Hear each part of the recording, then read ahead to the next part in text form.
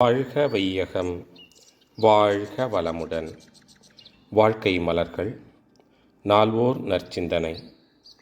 December 10. தலைப்பு: மனிதவள computer.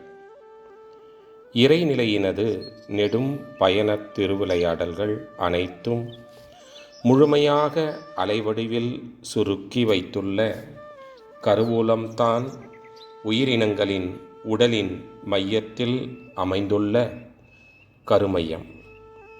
ஒரு பெரிய ஆலமரம் அதன் சிறு வித்தில் அலைவடிவில் சுருங்கி உள்ளது போல இயற்கையின் பரிணாம சரித்திரமானது வான்காந்த அலையில் பதிவாகி மேலும் மனிதனுடைய ஜீவகாந்த கருமையத்தில் சுருங்கி இருப்பாக உள்ளது.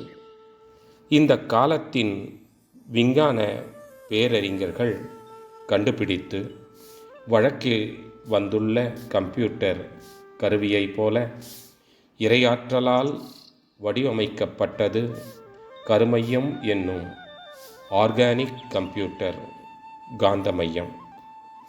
இயற்கை வள சரித்திர திரட்டான மனிதவள கம்ப்யூட்டர் என்னும் கருமையம் காந்த ஆற்றலின் திணிவு பெற்ற பிரபஞ்ச பிரதிபலிப்பு கண்ணாடி ஆகும்.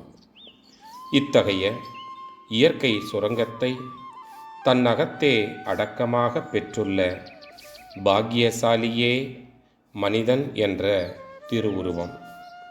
இந்த தெய்வீக நிதியை மதிப்போடும் தூய்மை கெடாமலும் காத்து வர வேண்டியது ஆறாவது அறிவின் நிலையில் வாழும் மனிதனுடைய கடமையாகும். அருட்தந்தை. வாழ்க வளமுடன். தொடரும்.